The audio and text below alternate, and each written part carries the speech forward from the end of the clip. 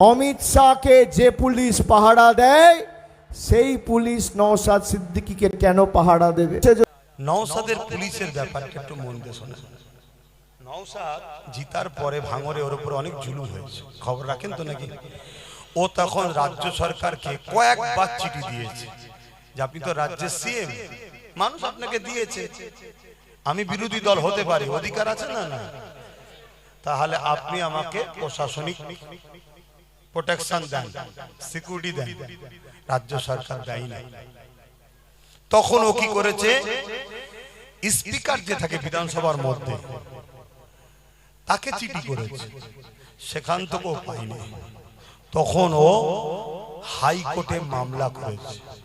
হাইকোর্টে যখন মামলা করে, হাইকোর্টের চাপে ওকে ফোর্স দিতে বাধ্য হয়েছে। কথা বুঝেছে?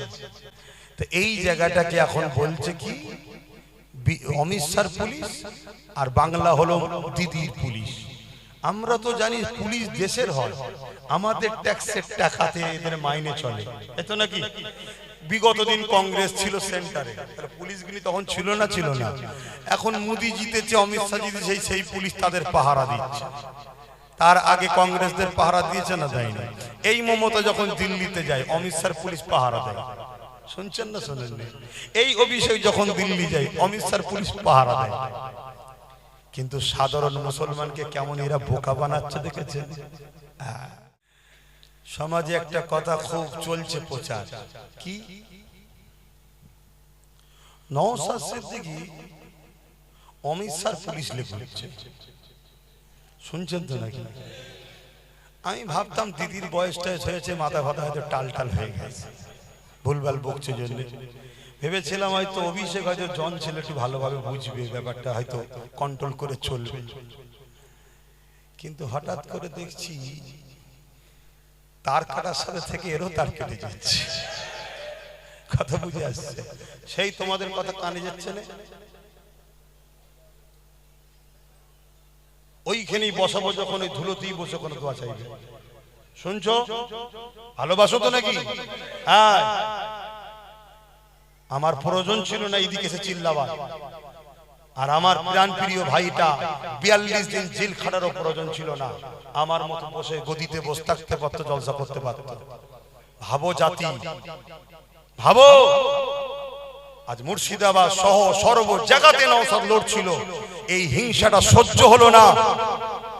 এই দিদি তারই এক লোককে তার দল থেকে বার করে দিয়ে, দিদি মুদি এক না আলাদা? ঠিক করে বলেন, এটা ক টাকা আর এটা একই? এই দিকটা যদি দিদি হয়, এই দিকটা হলো মুদি। টাকার ইপিট আর উপিট দুজনে একই। তারই একটা লোককে বার করে দিল, বার করে দিয়ে দেখুন উত্তরবঙ্গে এমন ঘাটা ঘেটে দিল, না নওশাদের ওখানে এবারে যত কমই হোক 5-7টা বেরিয়ে যেত, দুর্বল করে দিল। দেখলেন? ঘর মে আগ লাগি হ্যায় ঘর কে চারাক সে, এই জাতকে সর্বসময় ক্ষতি করেছে জাতের গাদ্দাররা। তো যাই হোক, এই কথাটা একটুখানি শুধু আপনাদেরকে শোনাবো, কেন এটা একটা চক্রান্ত চলছে। মানে ওদের চক্রান্ত যেমন ওক করে শুধু বুঝাও বিজেপির সাথে আছে, তাহলে এক কথাই মুসলমান থেকে ঘৃণা করবে, তাই তো নাকি? আচ্ছা বলুন, নবী বংশের আওলাদ, কোরাইশ বংশের ছেলে, আমি তো লড়াই 10-15 বছর করছি, ঠিক তো নাকি? আমি বিজেপির সাথে যাব, আর মমতা আল্লাহর ওলি নাকি বিজেপির বিরুদ্ধে? পশ্চিম বাংলায় যদি সব থেকে বড় বিজেপির এজেন্ট কে থাকে, আমি চ্যালেঞ্জ করছি, তার নাম মমতা ব্যানার্জি। ওর যদি দম থাকে আমার বিরুদ্ধে কেস করুক। শুনছেন? আমার বিরুদ্ধে কেস করুক যে আমার বিরুদ্ধে মিথ্যা কথা বলছে। এবং সবচেয়ে বড় বিষয় হচ্ছে, বিজেপিকেও যে চালায় তার নাম হচ্ছে আরএসএস। কি? আর পশ্চিম বাংলায় আরএসএস ছিল না, এই আরএসএস কে পশ্চিম বাংলায় শক্তিশালী করেছে এই মমতা ব্যানার্জি। অলরেডি বললো না, আরএসএস এর পুরাতন গুণকে শ্রদ্ধা করি। মানে যারা গান্ধী বাবুর মতো লোককে হত্যা করেছে ওরাই বলছে। আবার এক মুফতি সাহেব বললো না, গান্ধীকে হত্যা করেছে। শুনছেন তো নাকি? হ্যাঁ, সেই গান্ধীকে হত্যাকারীকে সাপোর্ট করছে, পুরাতন গুণকে শ্রদ্ধা করি বলছে না? বলে না?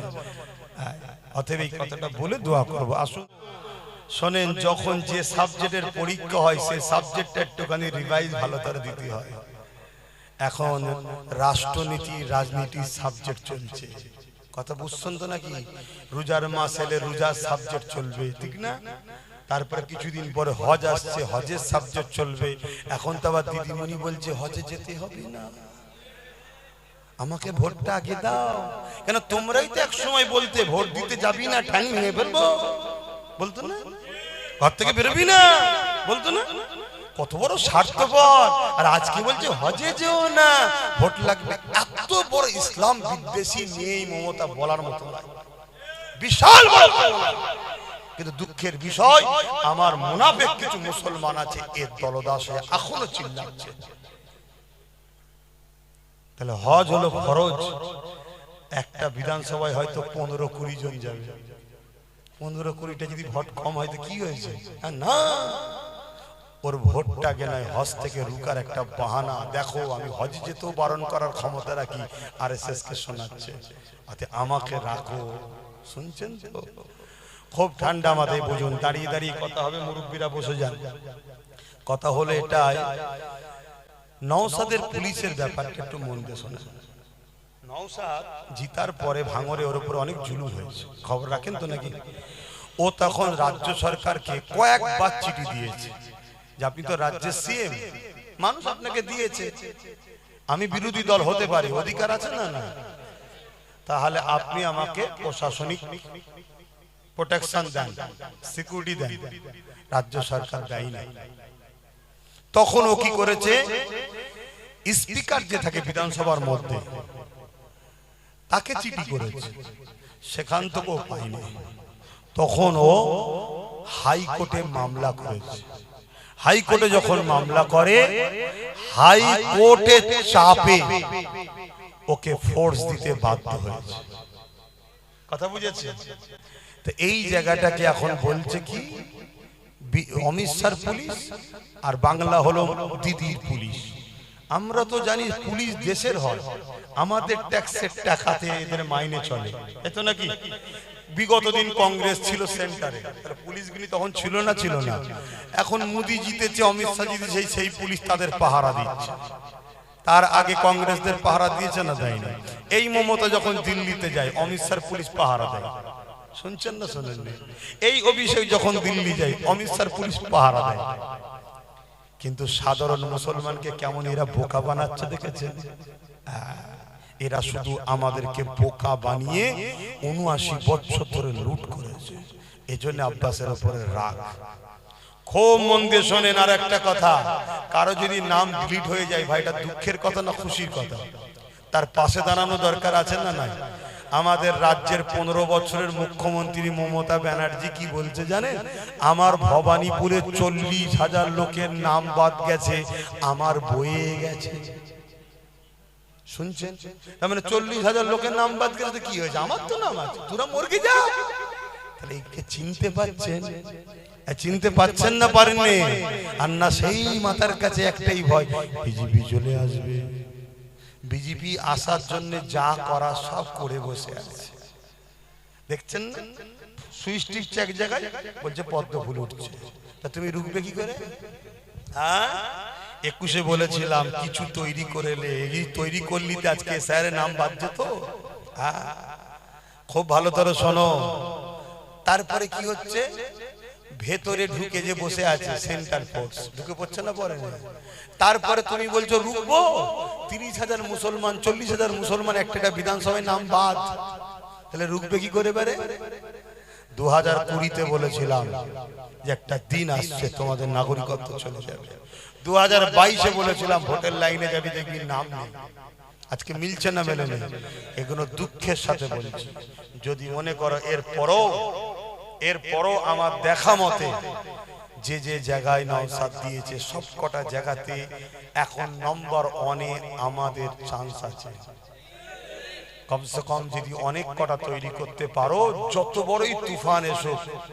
আরে বিনা পাওয়ারে, বিনা সিকিউরিটি আব্বাস সিদ্দিকী ঘরে, তাহলে আমি না দিদির, না মোদির, না অমিত শাহ, আমার কারো পুলিশ লাগে না। শুনছো তো নাকি? কিন্তু হাইকোর্ট নওশাদকে দিয়েছে। ওর গাড়ি ফাড়ি সব ভাঙচুর করে, জানেন তো? তাহলে সেই জায়গায় আপনাদেরকে বলবো, যদি আমার হাতে গোটা 10-15 লাঠি থাকে, লড়াইটা জোর হবে না? হবে না? এটা মাথায় থাকবে তো নাকি? যাক, আর কথা নাই, একটু দোয়া করব, সকলে বসে।